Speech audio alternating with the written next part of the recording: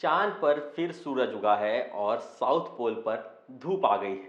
लेकिन विक्रम लैंडर और प्रज्ञान रोवर ने जागने का अभी तक कोई सिग्नल नहीं भेजा है। इसरो के साइंटिस्ट लगातार कोशिश कर रहे हैं। अगर विक्रम और प्रज्ञान एक्टिव हो जाते हैं तो ये एक अप्रत्याशित सफलता होगी। पर आज हम जानेंगे कि क्या हमेशा के लिए विक्रम और प्रज्ञान सो गए हैं और इन्होंने अब तक क्या क्या हासिल किया है और क्या बचा है। इसके साथ ही ये भी बताएंगे कि इस पोजीशन में चंद्रयान 3 को पूरी तरह कामयाब कहेंगे कि या नहीं। नमस्कार, मैं हूं सौरभ और आप देख रहे हैं द न्यूज़ प्लग। चंद्रयान 3 के लैंडर और रोवर को चंद्रमा पर 14 दिनों तक काम करने के लिए डिवाइस दिया गया था। ऐसा इसलिए क्योंकि इसके बाद यहाँ रात हो जाती है। रात के समय चंद्रमा का तापमान -250 डिग्री तक गिर जाता है। ऐसे में इन 14 दिनों के दौरान ही चंद्रयान अपना काम कर चुका था और चांद की सतह से उम्मीद मुताबिक सारा डेटा इसरो सैटेलाइट को दे चुका है। 23 अगस्त की शाम चंद्रयान 3 ने चांद के साउथ पोल पर स्थित शिव शक्ति पॉइंट पर लैंड किया। इसके बाद शिव शक्ति पॉइंट से 105 मीटर दूरी तय करने के बाद रात होने से पहले लैंडर और रोवर को सुला दिया गया था। रोवर को सुलाने से पहले ऐसी दिशा में रखा गया था कि सूर्य उदय होने पर सूर्य का प्रकाश सीधे इसके पैनल पर पड़े। उम्मीद मुताबिक ऐसा ही हुआ।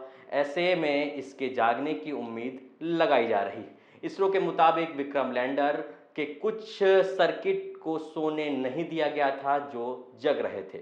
इसके बावजूद चांद पर दिन होने के बाद जब विक्रम लैंडर और प्रज्ञान रोवर को जगाने की कोशिश की जा रही है तो उसने कोई सिग्नल नहीं मिल रहा है।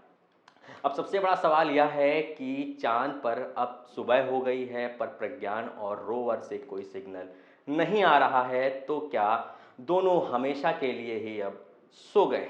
साइंटिस्ट पटनायक के मुताबिक रोवर और लैंडर के दोबारा काम करने की संभावना बेहद कम है। इसकी वजह यह है कि इतने कम तापमान में कोई इलेक्ट्रॉनिक मशीन ठीक से काम नहीं कर सकती है।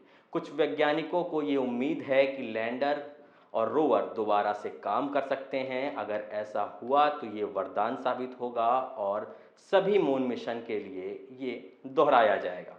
वहीं इसरो का कहना है कि अगर लूनर लाइट के दौरान ठंड में लैंडर के इलेक्ट्रॉनिक सिस्टम खराब नहीं होते हैं तो दोबारा से ये जग सकते हैं। हालांकि अब तक वैज्ञानिकों को इसमें सफलता नहीं मिली है। स्पेस एप्लीकेशन सेंटर यानी कि सैक के डायरेक्टर नीलेश देसाई का कहना है कि लैंडर और रोवर के जागने की 50-50 संभावना है। इतने ठंड मौसम में भी अगर लैंडर रोवर के कलपुर्जे खराब नहीं होते हैं तो यह बड़ी जीत होगी। अगर ऐसा नहीं भी हुआ है तो भी इसका मिशन पूरी तरीके से पूरा हो चुका है।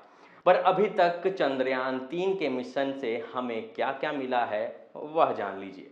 रोवर पर लगे लिप्स पेलोड के साउथ पोल पर sulphur, aluminium, calcium, iron, titanium, magnesium, silicon और ऑक्सीजन खनिज मिलने की जानकारी दी है। रोवर प्रज्ञान से पता चला है कि चांद की सतह पर यह कहीं समतल है और कहीं बड़े बड़े गड्ढे हैं।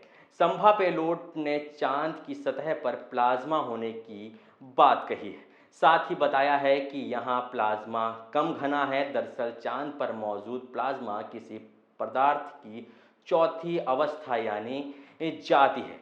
इसमें किसी गैस के काफ़ी ज़्यादा गर्म होने के बाद इसके चार्ज पार्टिकल्स इलेक्ट्रॉन अलग हो जाते हैं। अब हम हिंदुस्तानियों के मन में एक सवाल सबसे ज़्यादा पनप रहा है कि क्या लैंडर और रोवर वापस धरती पर कभी आ पाएंगे या नहीं। तो उसका जवाब आप जान लीजिए। इसरो के वैज्ञानिक का कहना है कि विक्रम और प्रज्ञान धरती पर वापस नहीं आएंगे। चंद्रयान 3 के लैंडर और रोवर चंद्रमा की सतह पर ही रहेंगे। अगर ये दोनों काम करना बंद कर देते हैं तो दोबारा से इनके रिवाइट को लेकर इसरो के पास कोई प्लान भी नहीं है। हालांकि विक्रम और प्रज्ञान को अंतरिक्ष का कबाड़ नहीं माना जाएगा। ऐसा इसलिए क्योंकि दोनों काम करना बंद कर रहे हैं और चंद्रमा भी सतह पर अभी मौजूद है। अंतरिक्ष एवं रक्षा विशेषज्ञ गिरीश का कहना है कि प्रज्ञान और विक्रम काम करना बंद करने पर पृथ्वी की कक्षा में अगर आ जाते तो इन्हें अंतरिक्ष का मलबा कहा जाता। तो ये थी चंद्रयान-3 की जुड़ी हुई जानकारी। आप हमारी इस वीडियो पर क्या राय रखते हैं, हमें कमेंट बॉक्स पर लिख कर ज़रूर बताएं। अगर आप हमारे चैनल पर नए हैं तो चैनल को सब्सक्राइब करें और बेल आइकन को प्रेस करें। धन्यवाद।